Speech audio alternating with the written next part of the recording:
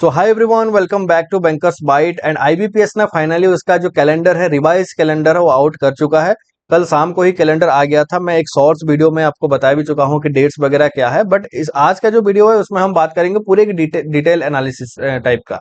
मतलब क्या डेट्स है, डेट्स में क्या चेंजेस हुआ और जो चेंजेस हुआ वो कितने इम्पैक्ट डालने वाला है अभी के लिए 2025-26 का एग्जामिनेशन में। तो उसका रजिस्ट्रेशन प्रोसेस क्या है, क्या क्या डॉक्यूमेंट लगता है हमें रजिस्ट्रेशन करने के लिए, और कितने टाइम बाकी है अपने प्रिपरेशन को एक स्ट्रेटेजी वाइज ले जाने के लिए।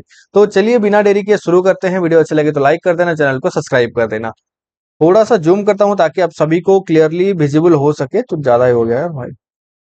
ओके, आई थिंक अब सभी को सही से अब तक दिख रहा होगा। तो देख सकते हैं इधर पहले institute of banking personal selection मतलब आईबीपीएस का नाम लिख के आ गया। 2025-26 के लिए ये पूरा कैलेंडर आउट है। तो पहले हमें देखने को मिलता था कि सबसे पहला जो साल का सबसे शुरुआत वाला एग्जाम होता था वो है आरआरबी का।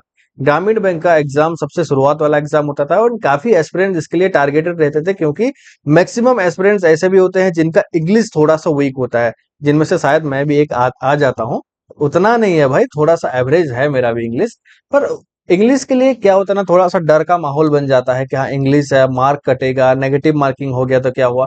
तो आरआरबी के क्या स्ट्रक्चर प्रोवाइड करता है कि हमें प्री में कोई भी इंग्लिश टॉपिक देखने को नहीं मिलता है।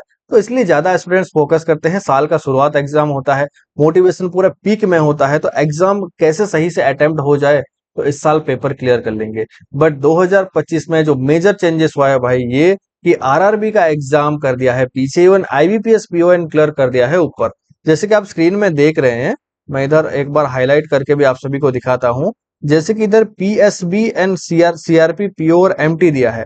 इसका मतलब क्या है, पीएसबी सीआरपी पीओ एमटी मतलब आईबीपीएस पीओ ही है ये। एक तरह का आईबीपीएस पीओ एग्जाम ही है, सीआरपी पीओ मींस। ओके, तो आईबीपीएस पीओ और सीएससी सीआरपी सीएसए सीएसए मतलब क्या है इधर, customer service associate. Customer service associate क्या होता है, कस्टमर सर्विस एसोसिएट मींस आपका जो डेस्क में, जो बैंक के डेस्क में बैठ के जो आपको सर्विस को प्रोवाइड करेगा, मींस एक तरह का आईबीपीएस का क्लर्क। पिछले आगे बोला जाता था कि ये आईबीपीएस क्लर्क है, क्लरिकल ग्रेड में है, ये क्लर्क है, बट अभी के लिए क्लर्क वर्ड यूज नहीं किया जाता है, उसकी जगह यूज किया जाता है कस्टमर सर्विस एसोसिएट। तो इसका मीनिंग क्या है, ये होता है आईबीपीएस क्लर्क ही। ओके, तो ये तो क्लियर हो गया। जो फ्रेशर्स हैं, रिपीटर्स को इनका कोई मतलब नहीं है, आप सभी को पता है भाई सीएसए क्या होता है, पीओ क्या होता है, ये बस एक बिगिनर्स के लिए है। तो सबसे पहले अगर देखते हैं पीओ का, ओके, आईबीपीएस पीओ का एग्जाम अगर देखते हैं, तो आईबीपीएस पीओ एग्जाम में क्या होता है, जो प्रीलिम्स एग्जाम आएगा वो साल का सबसे पहला एग्जाम होने वाला है, जो कि शुरू होगा अगस्त महीने में 17 तारीख को। ये अगस्त 17 तारीख को पहला एग्जाम होगा, जो कि होगा आईबीपीएस का पीओ एग्जाम। 17 के बाद 23 एंड 24 अगस्त में एग्जाम होगा। 17, 23, 24 अगस्त, ये 3 दिन में एग्जाम होगा। मतलब लगभग 12 शिफ्ट में आपको एग्जाम देखने को मिलेगा आईबीपीएस पीओ का। ये हो गया इसका प्री एग्जाम। उसके बाद सीधा चलते हैं अपने क्लरिकल एग्जाम में, क्योंकि रिलेट इधर से ही कर पाएंगे। ओके, अगस्त में जैसे कि आप एग्जाम खत्म करते हैं, मान लीजिए 17, 23 और 24 के बीच में एक दिन, एक डेट कोई भी आपका एग्जाम हो गया। ओके, तो ये आप अगस्त में एग्जाम खत्म करोगे। उसके बाद सितंबर में आपको कोई भी एग्जाम देखने को नहीं मिलेगा, सितंबर 1 महीना आपको गैप मिलेगा। उसके बाद सीधा चलते हैं हम अक्टूबर में। अक्टूबर जैसे हम मूव करते हैं, अक्टूबर महीने की स्टार्टिंग में ही, महीने की शुरुआत में ही, फर्स्ट वीक में भी आपको देखने को मिल जाएगा 4, 5 और 11 तारीख को अपने आईबीपीएस क्लर्क का प्रीलिम्स एग्जामिनेशन। सेम 3 डेट में एग्जाम है, मतलब लगभग 12 शिफ्ट में एग्जाम होगा। लास्ट डे में 4 शिफ्ट या फिर 3 शिफ्ट भी हो सकता है, या फिर 2 शिफ्ट भी कई बार होता है, बट हार्डली होता है 3 या 4 शिफ्ट देखने को हमें मिल जाएगा। तो उसी हिसाब से मैक्सिमम 12 शिफ्ट में एग्जाम होगा आईबीपीएस क्लर्क का। वैकेंसी ऊपर भी डिपेंड करता है, एंड आईबीपीएस पीओ का भी उसी हिसाब से 3 दिन में एग्जाम है। तो अगस्त में एग्जाम शुरू हो रहा है, अगस्त 17 से शुरू हो रहा है। 17, 23, 24 है आईबीपीएस पीओ का, एंड 4, 5 और 11 अक्टूबर को है आईबीपीएस क्लर्क का। बीच में सितंबर महीना आपको गैप मिलेगा, 1 महीना। ओके, उसके बाद 12 अक्टूबर को आईबीपीएस पीओ का मेंस एग्जाम कंडक्ट होगा। सीधा ये अक्टूबर 11 तो आईबीपीएस क्लर्क का एग्जाम खत्म होगा, and next day IBPS PO का मेंस एग्जाम होगा। तो इसमें दिक्कत क्या होता है, जो एस्पिरेंट्स आईबीपीएस पीओ का मान लीजिए इस साल सही से प्रिपेयर करके आप आईबीपीएस पीओ का प्री निकाल लेते हैं। ओके, प्री आपका क्लियर हो गया, और मान लीजिए आईबीपीएस क्लर्क का आपका एग्जाम है और आपका सबसे बुरा किस्मत हुआ तो भाई एग्जाम डेट आपका मिल गया 11 अक्टूबर, तो इसमें तो आपको दिक्कत हो जाएगा। तो इसीलिए पहले से आप माइंड सेट करके चलिए कि हमें टाइम मैनेजमेंट करना होगा इस साल। हमें गैप उतना देखने को नहीं मिलेगा जितना कि पहले एग्जामिनेशन में हमें देखने को मिलता था। तो आईबीपीएस पीओ का जब प्री आप निकाल लेते हैं ना, और आईबीपीएस क्लर्क का मान लीजिए 11 अक्टूबर को आपका एग्जाम है, तो कोई एक्सक्यूज नहीं, सीधा 12 अक्टूबर जाके आपको मेंस एग्जाम में पीओ का बैठना पड़ेगा, जो कि 11 अक्टूबर और 12 अक्टूबर मेंस। ये डेट थोड़ा सा कह सकते थे कि थोड़ा डिस्टेंस में दे सकता था, अक्टूबर नहीं है तो 12 का मिड में या फिर थोड़ा सा उसको भी आगे बढ़ा सकता था, बट 12 अक्टूबर एक थोड़ा सा समझ में नहीं आया कि आईबीपीएस क्लर्क जस्ट खत्म हो रहा है, नेक्स्ट डे में उसका एग्जाम कंडक्ट हो रहा है आईबीपीएस पीओ का मेंस। तो एक एस्पिरेंट्स अगर प्री का एग्जाम के लिए तैयारी कर रहा है, आईबीपीएस क्लर्क का प्री हाल ही में उसका एग्जाम है, और हमें पता है, आप सभी को भी पता है कि प्री के लिए थोड़ा सा स्पीड चाहिए एंड मेंस के लिए थोड़ा सा पेशेंस चाहिए होता है। तो अगर आप मेंस के मॉक टेस्ट लगा रहे हैं या फिर मेंस का रेगुलर क्लास देख रहे हैं, और आप प्री एग्जाम के लिए 4-5 दिन से पहले आप तैयारी करके एग्जाम देके आ रहे हैं, और तुरंत बाद आपको नेक्स्ट डे बाद, ना कि 2 दिन गैप भी मिल रहा है, 11 तारीख को प्री का पेपर दिए और 12 तारीख को मेंस का पेपर दिए, तो आपका माइंडसेट में थोड़ा सा लैग करेगा कि भाई मैं क्या देने जा रहा हूँ, मेंस में कैसा अटेम्प्ट होगा। तो इसके लिए थोड़ा सा पहले से प्रिपेयर रह लेना यार, क्योंकि डेट्स आप थोड़ा सा देख सकते हैं, इस बार जो डेट्स है काफी नजदीक डेट्स प्रोवाइड किया गया है। ओके, उसके बाद अक्टूबर में नहीं, 12 के बाद सीधा लगभग 1 महीने से ज्यादा गैप दे दिया, 29 नवंबर को। ओके, 29 नवंबर को होगा आईबीपीएस क्लर्क का मेंस एग्जामिनेशन। ये होगा 12 अक्टूबर का आईबीपीएस पीओ का, एंड आईबीपीएस क्लर्क का होगा 29 नवंबर को। बट इसमें भी कोई गैप नहीं मिलने वाला है आपको, क्यों? क्योंकि आईबीपीएस पीओ और क्लर्क का तो ये एग्जाम डेट हुआ, बट आरआरबी पीओ में जब हम मूव करते हैं ना, तो आरआरबी पीओ, ये आरआरबी देख सकते हैं, सीआरपी आरआरबी, तो ऑफिसर स्केल 1, मतलब जो पीओ एग्जाम होगा वो 22 और 23 नवंबर को कंडक्ट हो जाएगा। मतलब ये हो गया 12, ये हो गया 22, मतलब 12 ठीक 1 महीने के बाद नवंबर में कंडक्ट होगा 12 तारीख को उसका आरआरबी पीओ का प्री एग्जामिनेशन। 23 को, 22 और 23 तारीख में, दोनों डेट में कहीं एक डेट भी आपको मिलने वाला है आरआरबी पीओ प्री के लिए। जो भी वैकेंसी वगैरह होगा उसी रेस्पेक्ट में आपका एग्जाम होगा। स्टेट वाइज एग्जाम कंडक्ट होता है ग्रामीण बैंक वाला, आपके स्टेट हिसाब से, आप जो स्टेट हिसाब से फिलअप करोगे उसी हिसाब से आपको स्टेट में पोस्टिंग मिलेगा, एंड एग्जाम डेट आपको उसी स्टेट में जाके आपको प्रोवाइड करना पड़ेगा जो सेंटर आप फिलअप किए हैं। तो 22 और 23 को एग्जाम है नवंबर में। बस इसका भी देख लीजिए, 23 को आप आरआरबी पीओ का प्री दे के आएंगे, एंड आईबीपीएस क्लर्क का मेंस होगा आपका 29 नवंबर। तो ये डेट आप सब देख सकते हैं, डेट वगैरह क्या होता है ना, तो काफी नजदीक आ गया है इस बार। तो इसके लिए पहले से माइंड में प्रिपेयर होके चलिए। तो ये हो गया आरआरबी पीओ का अपना जो शेड्यूल प्री वाला। जब हम आरआरबी क्लर्क, ऑफिस असिस्टेंट मतलब क्या है, ये हो गया आपका क्लर्क। तो आरआरबी क्लर्क में जब हम मूव करते हैं ना, जो एग्जाम डेट हमें देखने को मिलेगा ये 23 नवंबर के बाद सीधा हम चले आएंगे दिसंबर में। दिसंबर 6, 7, 13, 14, इस बार एग्जाम थोड़ा सा हमें ज्यादा देखने को मिला है। ओके, ये 6, 7, 13, 14 एग्जाम ज्यादा देखने को मिला है, मतलब कि आरआरबी क्लर्क का जो 4 डे में एग्जाम होगा, मतलब 16 नंबर, मैक्सिमम 16 शिफ्ट में आपको एग्जाम देखने को मिलेगा। लास्ट डे में 3 शिफ्ट भी कह सकते हैं, बट ये उतना नहीं जाते हैं हम। 4-4 शिफ्ट एक दिन के हिसाब से मिला के 16 शिफ्ट में आपको एग्जाम देखने को मिलेगा, जो कि 4 दिन में कंडक्ट, सॉरी, तो दिसंबर 6 में एग्जाम होगा पहला एग्जाम आरआरबी क्लर्क का, 7, 13, 14। ये आरआरबी क्लर्क का जो एग्जाम होता है, बाकी सभी बैंकिंग एग्जाम को मिला के थोड़ा सा इजियर पार्ट पे आता है।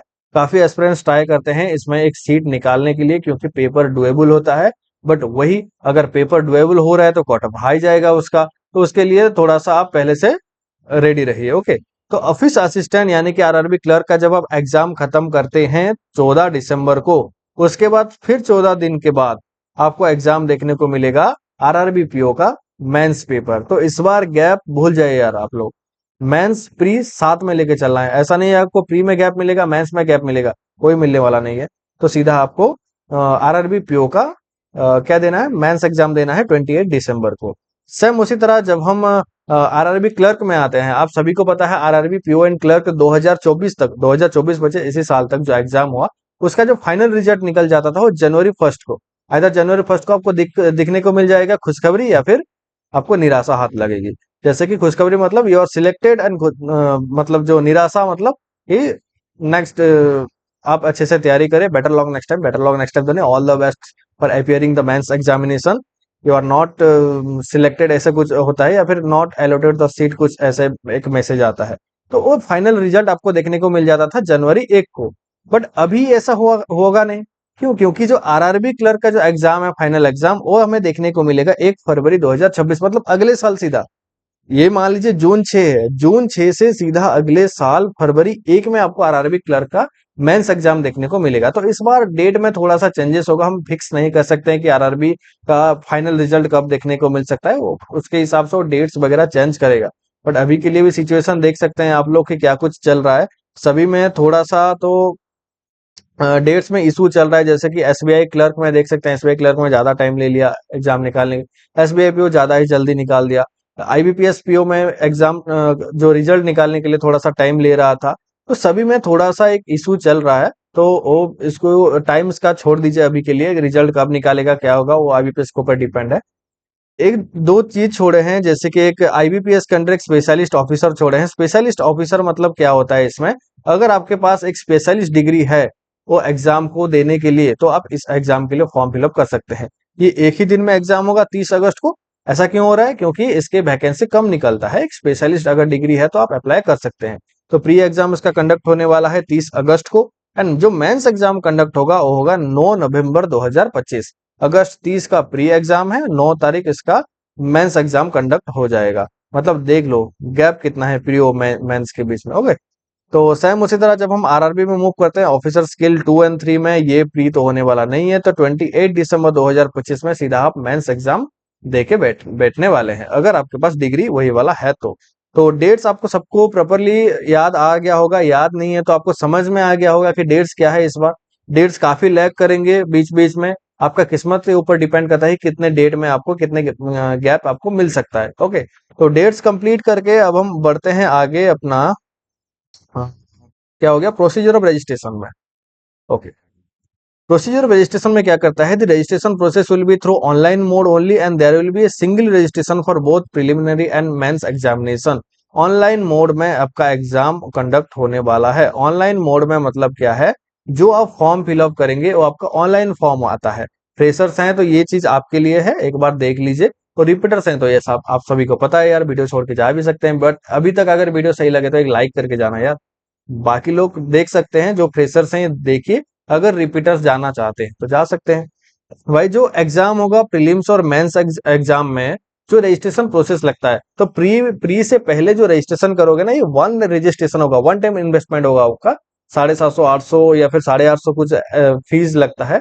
जनरल के लिए मैं बोल रहा हूँ, ये फीस जनरल ओबीसी के लिए। तो उसी फीस को आप एक बार आपको देना होगा, एक बार रजिस्ट्रेशन करना होगा, एंड उसी रजिस्ट्रेशन से आप प्री भी दे पाएंगे और मेंस भी दे पाएंगे अगर प्री क्लियर हुआ तो।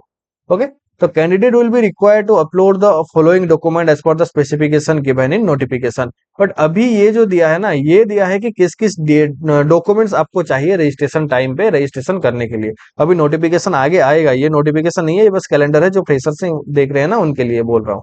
ओके, जो नोटिफिकेशन आएगा उसमें आपको एग्जाम ऑनलाइन फॉर्म फिलअप करने के लिए क्या क्या डॉक्यूमेंट लगेगा। एक फोटोग्राफ लगेगा। फोटोग्राफ मतलब क्या होता है कि एक आपका पासपोर्ट साइज फोटोग्राफ रहेगा, जो कि होगा 20 केबी से लेके 50 केबी के अंदर रहेगा, और जेपीजी मतलब ओके, अपना जो इमेज फाइल में रहेगा। ये एक्सटेंशन तो आप पढ़े होंगे ना, कंप्यूटर के लिए तैयारी कर रहे हैं। अगर आप कंप्यूटर के लिए तैयारी नहीं कर रहे हैं और चाहते हैं कैसे तैयारी करना, तो शॉर्ट्स वीडियो में मैं डाला हुआ हूँ ऑलरेडी, कैसे तैयारी कर सकते हैं, क्या कुछ सिलेबस है, लिमिटेड सिलेबस, कैसे हम मार्क ले आ सकते हैं, एंड कौन कौन से टॉपिक ऐसे हैं जो सबसे ज्यादा मार्क हमें एग्जाम में देखने को मिलता है। तो नहीं देखे हैं तो एक बार जाके शॉर्ट्स देख लेना है। फ्री प्रमोशन थोड़ा सा। ओके, अपना नहीं है भाई, प्रमोशन नहीं कर रहा हूँ मैं कोर्स नहीं लाया हूँ कंप्यूटर, मैं जो एक्सपीरियंस किया हूँ ना वही सब आपको बताए हूँ, तो एक बार जाके देख लेना, आपके लिए बेनिफिट है। तो फोटोग्राफ हो गया एप्लीकेंट का। उसके बाद दूसरे नंबर पे आ गया सिग्नेचर। सिग्नेचर लगता है जो कि ब्लैक इंक पे आपका होगा, ब्लैक इंक में आप सिग्नेचर दोगे, एक पूरा प्लेन व्हाइट पेपर में सिग्नेचर देके रख लेना। अगर ये सब डॉक्यूमेंट आपके पास नहीं है तो पहले से आप सेव कर कहीं एक रख लेना, रजिस्ट्रेशन के टाइम पे काम आने वाला है। तो 10 केबी से 20 केबी, 10 केबी से 20 केबी तक भी ये होने वाला है, 10 केबी से लेके 20 केबी के अंदर रहेगा। और ये भी फोटो इमेज मतलब जेपीजी फाइल में रहेगा। Okay, thumb impression of the applicant. Thumb impression mandatory होता है, कौन से thumb, left hand thumb okay होता है उसका, जो कि होता है 20 केबी से लेकर 50 केबी तक जेपीजी फाइल में होगा। बट थॉम डिक्लेरेशन के लिए, थॉम जो इम्प्रेशन के लिए भी आप पहले से थॉम रख लीजिए। ऐसा नहीं कि अब जब शुरू हो जाए, रजिस्ट्रेशन प्रोसेस आ गया, आप ऑनलाइन कर रहे हो, आपको मिला थॉम इम्प्रेशन, थॉम देने के लिए आप सीधा पेन उठाओगे, पेन में आप मार्क करने लगते हो आपके उंगली को, और उसके हिसाब से दबा के भाई अंगूठा हो गया मेरा क्लियर, डिक्लाइन होने का चांसेस रहता है उसमें। तो ऐसा मत करिए। कहीं भी अगर जा रहे हैं, कोई कंप्यूटर सेंटर या फिर कहीं एक आधार सेंटर वगैरह कहीं भी जा रहे हैं, साइबर कैफे वगैरह जा रहे हैं, तो उसमें एक थंब पैड होगा। किसी बैंक में भी जा रहे हैं ना, पैसा निकालने के लिए या फिर भरने के लिए, कोई भी काम के लिए, उसमें भी रहता है थंब इम्प्रेशन। एक व्हाइट पेपर में आपका एक थंब इम्प्रेशन लगा के ले आइए घर में, उसका फोटो वगैरह निकाल के रख लेना आपके पास। ये डॉक्यूमेंट पहले से तैयार करके रखिए, ताकि आपको आगे कोई दिक्कत नहीं आए। ओके। उसके बाद जो डॉक्यूमेंट लगेगा, scan copy of hand written declaration. एक हैंड रिटन डिक्लेरेशन होता है, जो कि आपका जो नोटिफिकेशन आएगा उसके लास्ट पेज या फिर लास्ट के ऊपर एक दो पेज में आपको देखने को मिल जाएगा उसका फॉर्मेट। वही फॉर्मेट को फिल करके आपका एक पेपर में रखना होता है, ब्लैक इंक में लिखिए, उसको फिल करके फोटो खींच लेना आप। वो भी कितने हिसाब से रहेगा, 50 KB से 100 KB के अंदर रहेगा, और ये भी फोटो फाइल में ही आपको अपलोड करना होता है। तो ये हो गया डॉक्यूमेंट जो कि आपका मैंडेटरी है। ओके। और अभी पिछले साल से ही ये एक सिलसिला चल रहा है, जैसे कि candidate will also be required to capture the upload the live photograph. Live photograph मतलब क्या होता है, जैसे आप ऑनलाइन अप्लाई करने बैठते हैं ना, तो आपका सामने form, common application form open होगा।